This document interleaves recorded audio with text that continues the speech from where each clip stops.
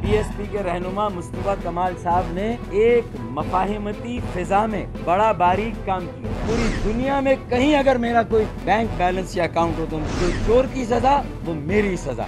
मेरी एक गाड़ी है ये, और ये भी मैंने पार्टी के नाम पर रखी हुई है। अरे जिस नाम पर हम जीते हैं मरते हैं उसको हम मिटा देंगे। बात नहीं है आंख से आंख मिलाने की, दावे कर रहा है नादान नाम मिटाने की।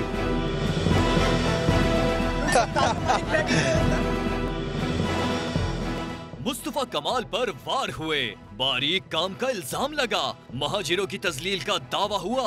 MQM पाकिस्तान से रिश्ता टूट गया या बरकरार है? लैंड क्रूजर और खयाबाने सहर वाला घर कहां से आया? सरबराह PSP पुराने साथी को क्या जवाब देंगे?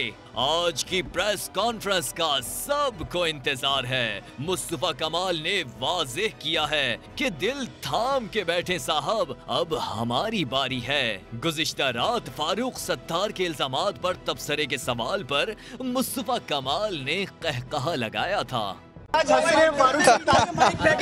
चलो चलो चलो तो तुम लोग भी देखो, चलो नो कमेंट।